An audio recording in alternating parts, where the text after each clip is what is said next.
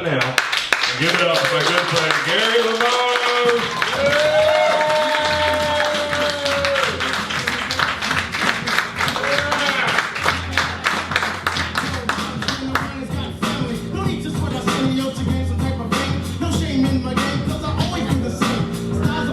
Good song.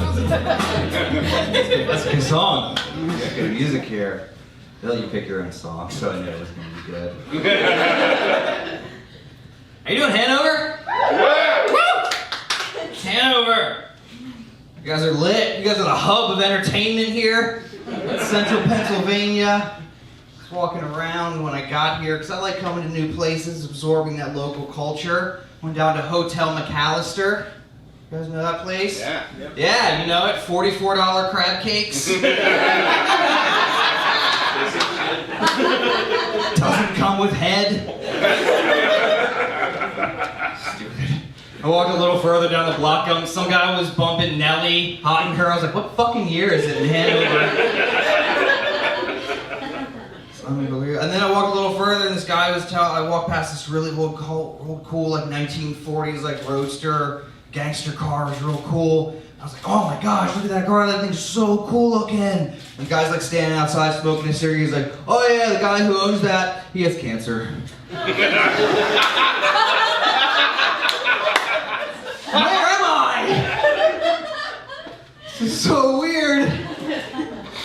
Yeah, you guys come to comedy shows? Anyone ever not been to a comedy show? It's your first comedy show, anyone? Alright, good. Okay, I like that. I like to know that you guys have seen comedians before. I like to also know that I'm the first comedian that people will ever see, and I talk about my dick a lot. I like that too. We heard him say my name is Gary. It's not a great name, I didn't pick it. There have not been a lot of great Garys throughout history. Not a lot of Gary the Conquerors. Honestly,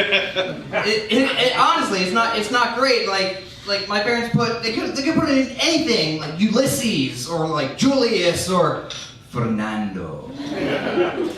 That'd be great. Fucking Count Chocula, anything other than Gary.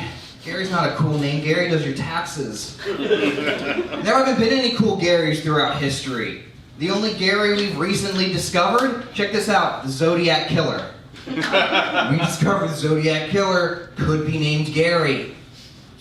I can't speak for other Garys out there. I've never murdered anybody. Have you murdered anybody? No. See? We're okay. The only thing that dies by my hands are plants and my marriage. Yeah. I'm going through a divorce right now, and my wife figures it out. She's going to be pissed. She doesn't like me. So I went out into the dating world, which is not great. It's not ideal. I don't really care for it out there. I got on the dating apps, tried to meet some people. But I'm lazy as shit when it comes to dating, because you could put your radius for how far you're willing to travel for love. Set how many miles, how far you're willing to go for love. And I set my radius. I did. You guys know how far I set my radius? 2 miles. 5 miles, that's pretty good. 0. 2. 0, that's even better. No. 2? 2? Even, you know what I did it for? I said it from me to him. What's up? Yeah.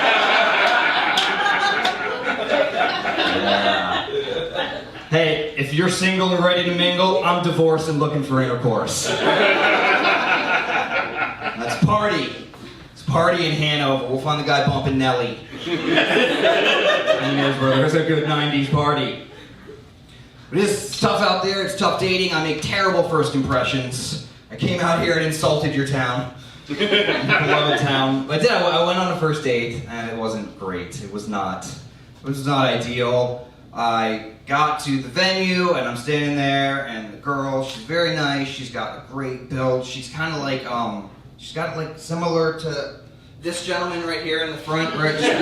She was a handsome lady, okay? She was a handsome lady. She came walking across the parking lot to me. She comes up and she's like, "Hi, I'm Kate." And I was like, "Hi, I froze. I haven't been dating in a while. I panicked at the worst possible time. I said the only thing that came to my mind. I said, "Hi, I've been trying to reach you about your car's extended warranty." I didn't get a second date. It was not great. It was not great. So I moved on. I'm doing other things with my life now. Went to see my niece the other night. That was nice. That was fun. Being an uncle is great. Dropped by a niece the other day just to say hi. She could not wait to tell me that she had lost a tooth.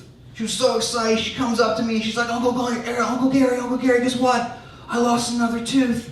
I was like, you lost another tooth? That is amazing. How did you lose that tooth? And she was like, talking back.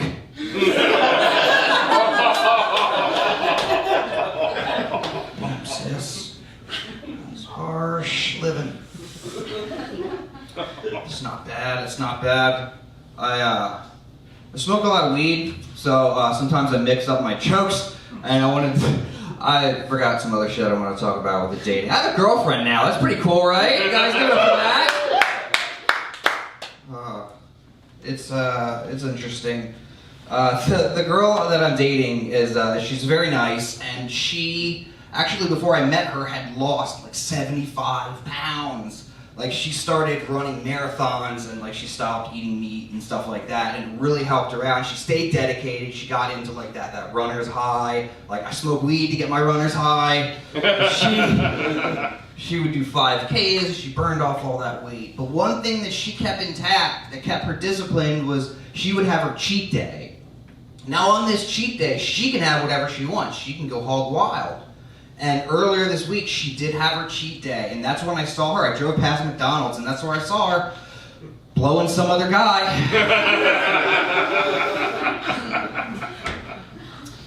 I don't get it. Don't get it. It's okay. It's all right. I'll manage. I'll manage. She is also Jewish, which is pretty cool. It's awesome to date somebody who's raised fundamentally different from you. It's kind of cool to get that insight, to kind of see how they live their life. And she takes her Judaism very serious. And what she wanted to do was take the ancestry test. You know what I mean? The 23andMe like thing. You guys know about it? Yeah. You guys ever do that? Yeah. You did? Yeah. What were your results? Mostly German, Irish with German. So you're white, is what you're telling me. Okay. If you want to piss away $130, I'll tell you you're white. It's pretty cool. That's pretty cool, though. German and Irish, we're probably related. I look about that. But she was super excited to get her results back, and she got her results back. It was only 10% Jewish. So, I mean, she's Jew-ish. Ish. A little bit. Thank you for the clap in the back. She is. She's only 10% Jewish. The other 90% is cheating on me. You're not listening to the last joke. Wonderful. I recently fell on some tough times. I lost my job not too long ago. It was not great. So I had to go scramble to get a new one, and I just took the first thing I had, and man, I am bad at it. You ever be too dumb to do your job? Obviously too stupid to handle what's put in front of you. I did, and I don't think I'm a stupid person. It's just sometimes you sign up for a job and you're a little in over your head. You have to make do with what you can do. But it sucks because my boss has to constantly come out to me and remind me how to do my job. Dude's always coming up to me and he's like, Gary, it's not that hard. All you have to do is say, welcome to Walmart. Stop pitching them open mic jokes. Went to Vegas after that divorce. Vegas, yeah. You guys are familiar with Nevada? Yeah. Yes. Awesome. I went out to Vegas. I learned something in Vegas, which is pretty cool. I was out there. You can take this information with you. Vegas, I learned while I was out there, is the only city in the United States where you can buy a hot dog or a hooker for about the same price. I would not eat either one. Not